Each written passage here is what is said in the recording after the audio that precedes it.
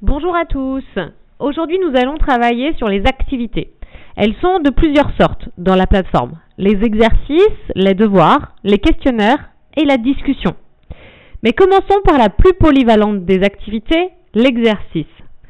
Ce dernier peut être de plusieurs natures, diagnostic, évaluatif, formatif.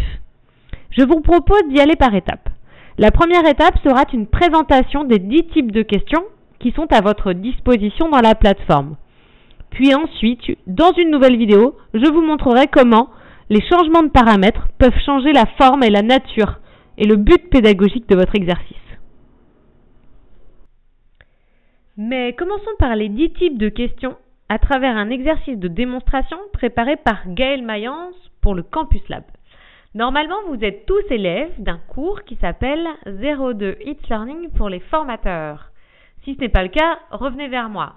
Dans ce cours, vous allez trouver plein d'informations et de guides pour vous aider sur la plateforme, et notamment un atelier qui s'appelle les exercices et un exercice de démonstration. Ici, je suis élève de ce cours. Vous allez donc voir l'exercice du point de vue de l'élève et non pas du point de vue du formateur qui le construit. Je commence donc l'exercice. La première question qui nous est proposée est une question dite alternative. La réponse va toujours par deux, soit oui, non, soit vrai, faux. Deuxième type de question, la question à choix multiples. Une question simple, plusieurs possibilités de réponse, une seule est bonne. Le troisième type de question, réponse multiple. Une seule question, plusieurs possibilités de réponse. Le quatrième type est ce qu'on appelle une réponse courte. Ici, une question, vous pouvez y mettre une vidéo évidemment et tout ce que vous voulez, et une réponse qui sera rédigée par l'apprenant. Pour la cinquième, c'est ce qu'on appelle la réponse ouverte, c'est la même chose, mais la réponse peut être plus conséquente. Elle peut également être faite par un lien, une image, un enregistrement vidéo, etc. Donc là, les jeunes ont plus de ressources. Le sixième type de question est ce qu'on appelle la sélection à partir d'une liste. Ici, on met un texte et on propose aux jeunes de choisir la réponse qui leur convient. La question numéro 7 est un texte à trous. C'est un peu le même principe que la précédente, sauf qu'ici, nous ne suggérons aucune réponse. La numéro 8 est ce qu'on appelle l'appariement.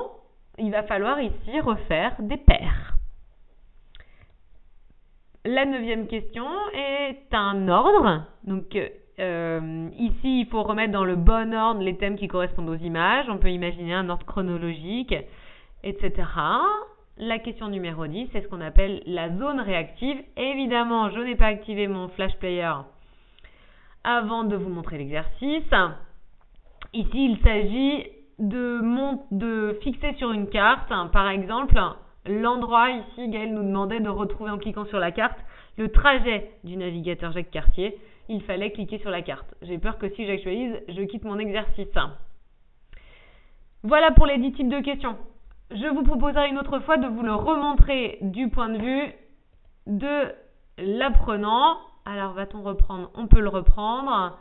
Je me mets directement à la question numéro 10. Vous avez ici la carte qui s'affiche et il faut cliquer sur la carte pour avoir la zone réactive.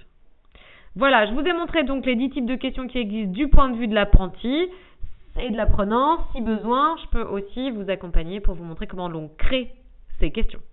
Voilà, j'espère avoir été claire. À très bientôt.